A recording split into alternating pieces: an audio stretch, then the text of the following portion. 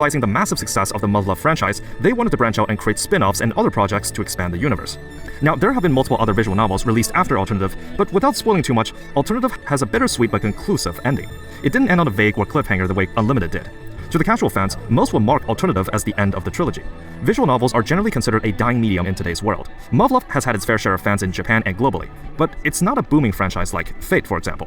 Anchor wanted to try their hand at developing a Muv-Luv live service gacha game, originally advertised as a brand new story in the Alternative timeline, where you will collect anime waifus wearing skin-tight bodysuits manning giant mecha robots. I don't think there has been a gacha game directly appealing to the mecha genre, though I think Gundam did have a gacha game come out recently. But come on, this is a winning formula. What can possibly go wrong? Originally announced in 2020, Immortals Muv-Luv Alternative was a new project that was slated to release sometime in February of 2022. Though there was a slight delay announced, and the release window will be pushed back to March. The game would officially launch on March 17, 2022, at 4 p.m. Japan time. However, because of a round of sweeping out last-minute bugs, maintenance will be extended to 6 p.m., then to 6:30 p.m. Maintenance ends, but because the server overloads, the game was temporarily closed down into another maintenance session. Devs announced it will take longer than usual to address, and finally, 24 hours later, the game would at last reopen on March 18, 4 p.m. This is the beginning of the 6-hour lifespan that the game had. And while we're talking about its launch date, let's see what the game is about anyways. So Immortals is kind of like a twin-stick shooter, more of a single-stick shooter actually, where you assemble a squad of 4 members and you move around a map. When an enemy enters the attack zone, your team will automatically fire at them, and there's some cool skills you can use as well. Obviously, this version of the game can no longer be played, so the footage I gathered may not show the best results, as they came from external sources. During its first couple hours, the game received generally okay receptions. Looking back at the aftermath of the shutdown, players were satisfied with the art style and the idea of the Muv-Luv universe being expanded. What they weren't so satisfied were, well, for one thing, the SSR rate was 1%, with no pity system. Even 2 years ago in 2022, this was not a good idea. Genshin Impact had already released, which was a huge turning point for the gacha industry, and with the pity system being pretty much the norm these days, it's clear that the game wanted to capitalize on the dedication of the franchise's fans. Bro thinks he's FGO, but I'm sorry, because only FGO gets to be FGO. The cherry on top, the chance for the rate-up character is a 50% coin flip, versus FGO's 80% or formerly 70% rate-up chance. This is literally worse. I would have immediately dipped out as soon as I saw that. The story was also not voiced, so only from the combat lines can you hear what the characters actually sound like.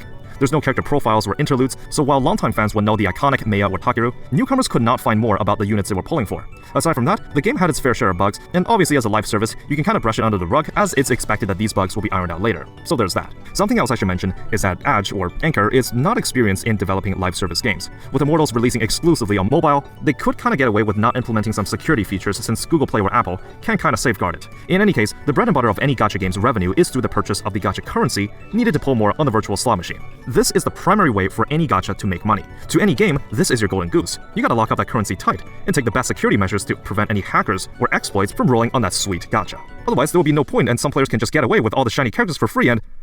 oh. A bug. A nasty one.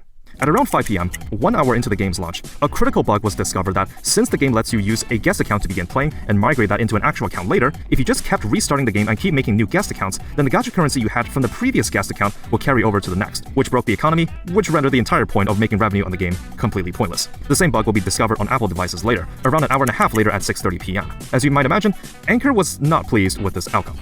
In an attempt to deter people from using this exploit, they tweeted that any users found guilty of the act would have their account banned. Now, this may have worked if the bug occurred way later into the game's launch, where players were afraid to lose the progress they made on the account.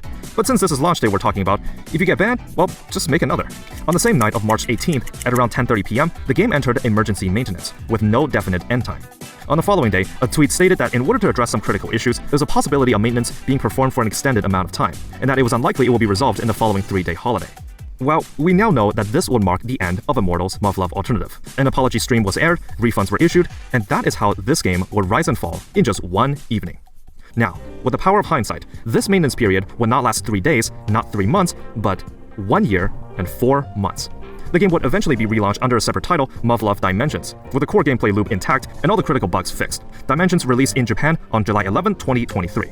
It's still ongoing right now, and recently they just announced a collab with 86, which I thought was pretty cool. The game isn't swimming in popularity judging by the amount of views and interactions on their YouTube channel, but it's definitely enough to keep afloat for now. But in terms of the original Immortals title, that version of the game is now just a distant relic of the past. So, let's talk about the aftermath of this situation. What on earth happened? Why did a game-breaking bug like this slip through testing? Well, for one, there was no testing. See, in early 2021, Anchor released a video on their YouTube channel outlining their plan for the year. They foresaw that it was going to be a challenging 12 months for the indie company. Because if you look on the chart, they announced a lot of different projects, including the sequels that will round up the Muv-Luv franchise, Resonative and Integrate, which have not released yet. There's Project Mikhail, a single-player mecha battler with a similar feel to something like Armored Core. This is actually available on Steam right now in early access, though since there seems to be quite a number of issues with controls and general responsiveness, I doubt this project will ever be finished. There's also something called Muv-Luv Verse, which is advertised as a virtual theme park web project thing where you can interact with the characters that's viewable on PC or mobile. Good luck with that. You can see that with all of these different projects on their plate, getting a quality product out there within such a short time was a bit of a tall order. It was their first time developing a live service game, and apparently they've never bothered with QA or testing.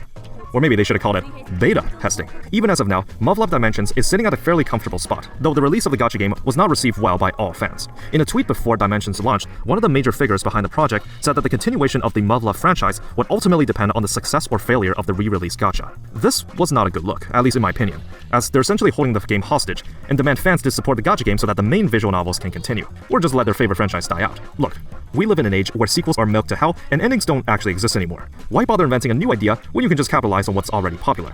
As some Reddit users pointed out, this was a lose-lose situation for Muv-Luv fans, as if the gacha didn't succeed, then it will be the end of the franchise. If it did succeed, then there will be no reason to invest in anything else except for this cash cow that gave them all the money in the world. To my understanding, based on the footage I saw of Dimensions, the story is still not voice acted, the gameplay is relatively unchanged for mortals, and the UI work is just okay, I guess. The game is getting by, so I suppose there's no harm in it. And that's kind of the end of this whole debacle. It's crazy to think that a game could only exist for around 6 hours before never being able to resurface again. The Muv-Luv franchise, at least in terms of the original trilogy, is something I absolutely do recommend if you have the time for it. It's one of those works that flies under most people's radars, because if you really pull back and discover hidden gems like these, it might just make you understand why Muv-Luv is so highly regarded, and why this flop was such a big deal for fans. So the next time a gacha game releases, pay attention on launch date. You just might discover something as bizarre as this. That's all for today's story. If you enjoyed the video, leave a like, and if you want to stick around for other outlandish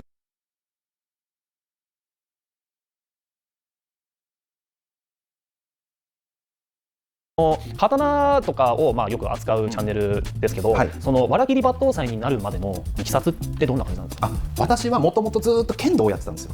小学校3年の時から剣道をやってて、かれこれ30年ぐらいも剣道をやってるんですけども、僕最初にわらきりさんでいいです。わらきりさんのチャンネル見させてもらった時に、もう一発に思ったのが、このチャンネル名って絶対ルロケンだよなって思ったんですけど、そうですよね。絶対人切り抜刀斎から取ってきてますよねって思ったんですけど、そうですよね。そうです。で、私はこう人を切ったら捕まってしまうので、実際着てるのが畳表なんですけども、その抜刀道では藁とかっていう呼び方をするんですね。そうなんですね。で、その刀はもちろん振り回すのもあるんですけど、わらきりさんって実際刀を作ってらっしゃいますよね。刀自体、その刀身は作れないんですよ。なるほど。要は刀鍛冶じゃないと作れなくて、あれって免許が欲しいんですよ。刀を作る免許が欲しいんです。そうなんですね。で、あれが国家資格なので、結構レベル高いんです。レベル高いんですよ。私が作ってるのはその刀以外のものは免許がいらないんですよ。例えば鞘とか持ち手の柄の部分とか。わらきりさんでもちなみにその刀部分を作るためのその刀鍛冶の免許も欲しいっちゃ欲しいんです。できるんであればやってみたいなとは思うんですけれども、ただそれにじゃあ没頭するというか、それになるには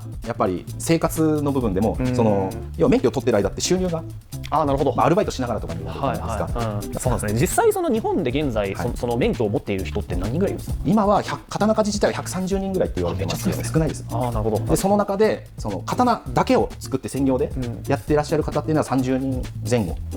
じゃあめちゃくちゃ希少。そうですね。だから刀鍛冶やりながら例えば包丁も作ってとか他のものを作ってこうやってる方もいらっしゃいますし、僕個人的にもうずっと知りたかったことがありまして、侍はいるじゃないですか。侍いますね。で武士もいるじゃないですか。武士と侍の違いって何なんですか？武士と侍はイコールですね。同じなんですね。要は武士ってもともと分かりやすく言うと今で言うと公務員みたいな感じです。要はお殿様がいるじゃないですか。お城にこうやって